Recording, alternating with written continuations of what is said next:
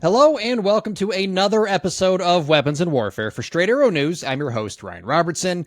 Just ahead on this week's episode, even as the calendar turns to a new year, previous problems from last year still loom large for our military leadership.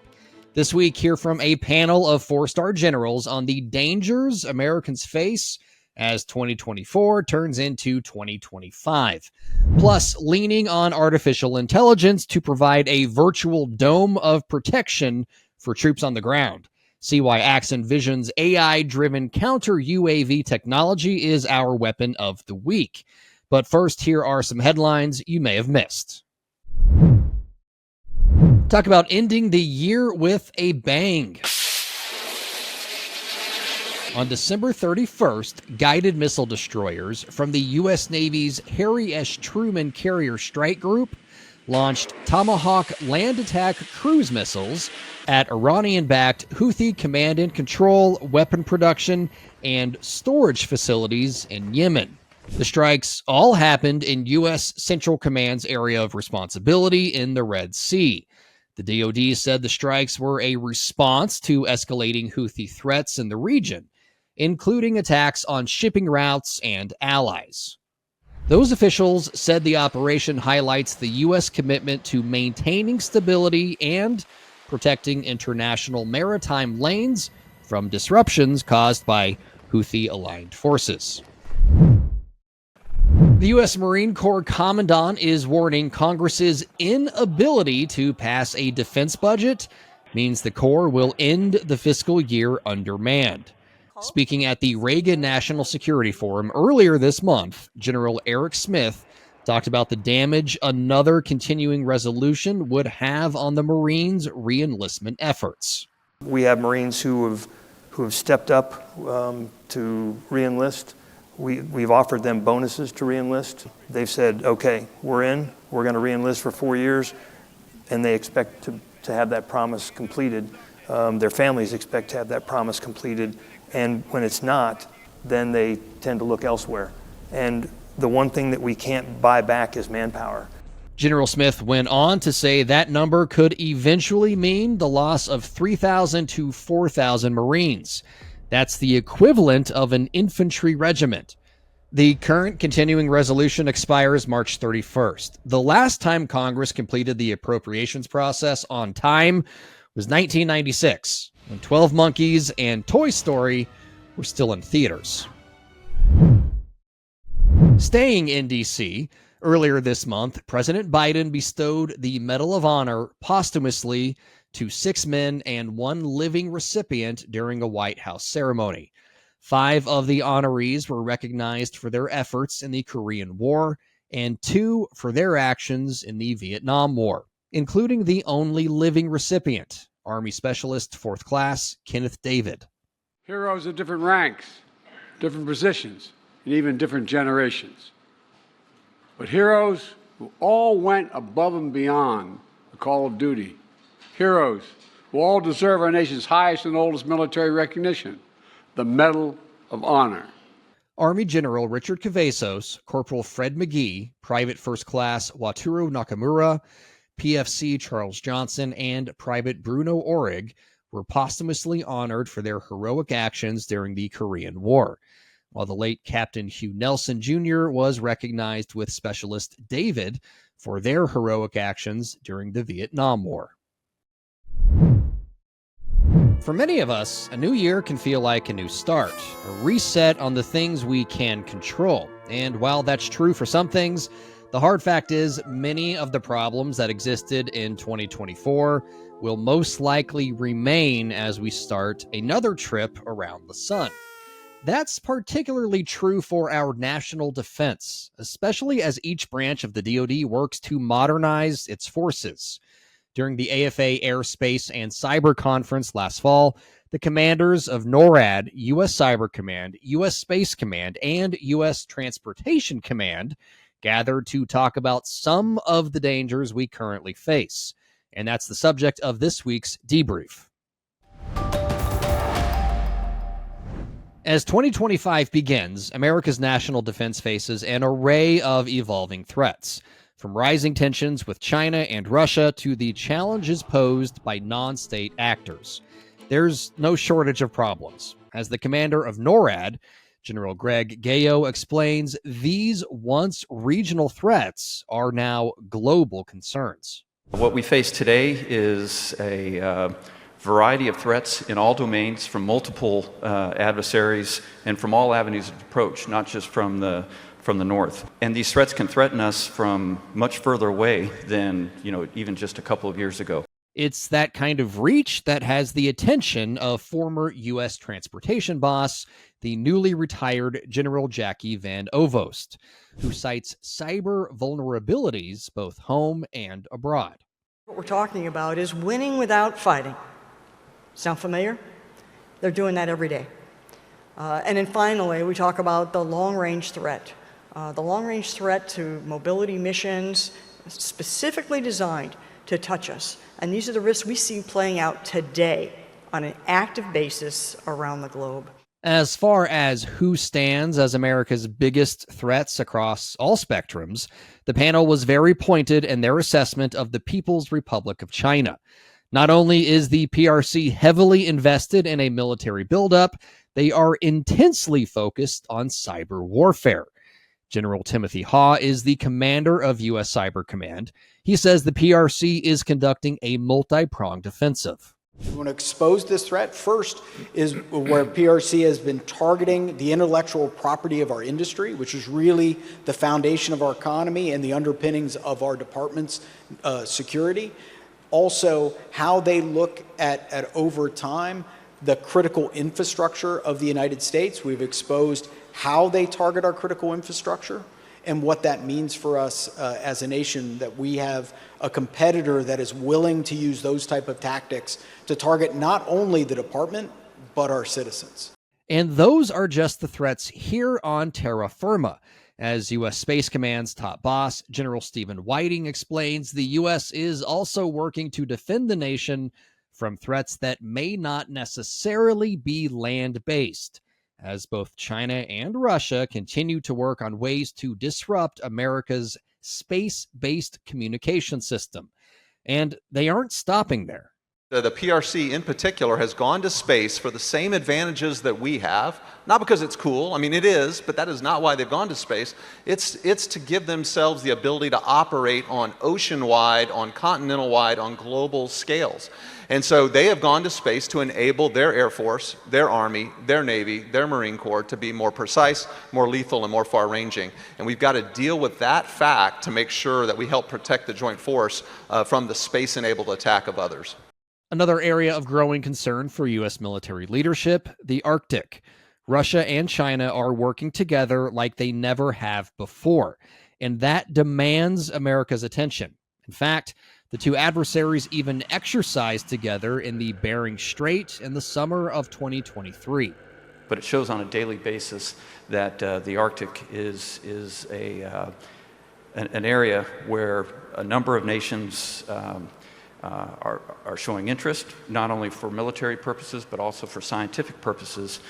And it takes up 52% of our AOR, so we spend a lot of time looking at that. How we're adapting to that is pursuing sensors that go from sea floor all the way up to space in multiple layers and domains to make sure that we can detect all of those adversaries, not at the ranges that we did 5-10 years ago, but much further away because of the increased complexity and capability of their weapons.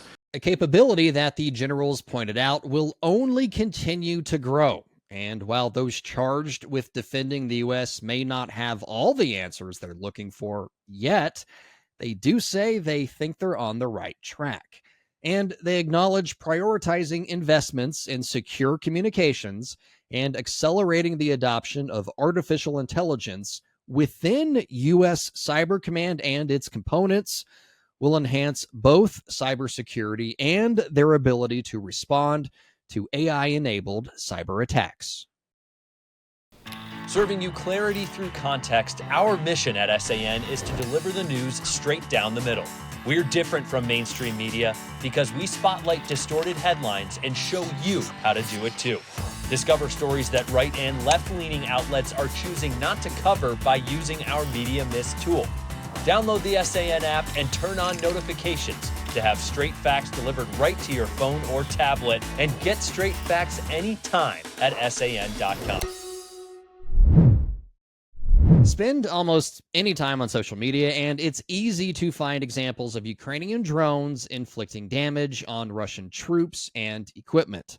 Less visible, however, are examples of counter-drone efforts, and there's a few reasons for this. Mainly, the technology isn't as advanced as the offensive side of the equation, but people are working on this very issue. That's why Axon Vision and their UAV counter AI is our weapon of the week. Axon Vision's co-founder and CTO, Ido Rosenberg, sees the problem facing ground troops in modern combat very clearly when it comes to drone warfare. Because what it is called loitering ammunition is basically a fixed-wing or quadcopter drone that is used as kind of like a guided missile. But unlike those kind of missiles, they're flying very slow and low, meaning they're under the radar dome. So that's why most militaries have a lot of issues with this type of loitering ammunition. Simply put, modern air defenses weren't built to defend against a threat that could be as small as a shoebox. That's where Axon Vision's AI-based counter-defense systems come in, using a suite of sensors to automatically detect, track, and classify targets to protect the battle space. So what we've built kind of an optical radar that's using thermal imagers and day cameras to pick up those drones when they're getting really close. So we're kind of in the domain of personal protection or tactical protection of counter-UAS, and not with a very long range, but for the maneuvering forces for armed vehicles and systems that you can spread out in the field. Rosenberg tells us Axon Vision's tech is already in use in Israel and can be fitted for use in whatever weapon station the end user wants. So our system called Edge RCWS can connect to every remote weapon station, can be for an automated assault rifle up to 120 millimeter main battle tank cannon. So it can connect to any different type of remote weapon station. It's a good example of the kind of innovation American military leadership says it's looking for to modernize and prepare for any future conflicts, something Rosenberg alluded to during our visit. So we have been hearing for the past kind of year or so that kind of the US has kind of figured out, hey, maybe we can be in active conflict very soon. It's a matter of literally a decision being made and signed. So they kind of figured out that most of their kind of long-range programs are not going to be sufficient for the next kind of conflict. So we're hearing a lot kind of deep hunger of them saying, hey, if it's working somewhere, just bring it here, Americanize it, and we'll put it on our systems. Rosenberg says dealing with threats often comes down to split-second decisions, and their AI is built to provide the kind of detection, decision-making, and action that keeps operators in the fight with an unfair advantage. The delivery of American-made, European-donated F-16s to Ukraine recently saw some new developments. It's a story we've been following from the start here at Weapons in Warfare, and it's a subject of this week's Comms Check. In early December, Ukraine took delivery of a second batch of F-16s from Denmark. On the surface, that would seem to be a good thing, but a closer look reveals they still have just a handful of pilots trained to fly the fourth-gen fighters. To fix the problem, Ukraine's government recently announced it's cutting training time by 3 months so new F-16 pilots can fill cockpits faster. President Volodymyr Zelensky says Ukraine has dozens of seasoned combat pilots ready to receive cross-training in the American fighter. Still, only a few of them can be trained at a time because almost all F-16 fighter transition training slots are filled by American pilots and American allies. While those slots are at a premium, the biggest issue for Ukraine seems to be a shortage of pilots proficient enough in the English language to understand their training. It's an ongoing problem hindering the training of more Ukrainian airmen. Outgoing National Security Advisor Jake Sullivan alluded to the issue at the Reagan National Defense Forum in December. We've had a limited number of pilots trained, not because we're not prepared to train them, we are, as many as possible, but because the Ukrainians do not have the pilots to be able to build a full F-16 capability in time. While those comments seem to be at odds with Ukrainian officials, the fact remains the F-16 operates in English, and a lack of fluency slows a pilot's ability to get the most out of the aircraft. As for what's next, stay tuned. All opinions expressed in this segment are solely the opinions of the contributors. All right, folks, that's going to just about do it for us this week on Weapons in Warfare. Want to remind you all to please like and subscribe to all our social media feeds. And if you want to talk to someone here at the show, you can. Our email is weaponsandwarfare@san.com. Okay, for this week's wrap, I want to talk a little bit about the importance of getting the right people for the right jobs. Over the course of this week and next, and maybe longer, President-elect Trump's cabinet picks are going through the confirmation process.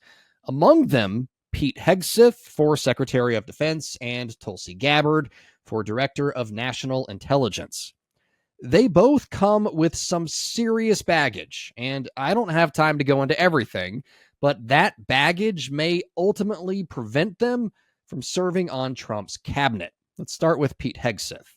Beyond the accusations of philandering and excessive drinking, which he promises to stop if confirmed, the man just doesn't have a resume on the same level as really any SecDef before him. Yes, he was a major and served overseas, and I admire his passion for wanting to make the U.S. military into a more lethal fighting force. But facts are facts.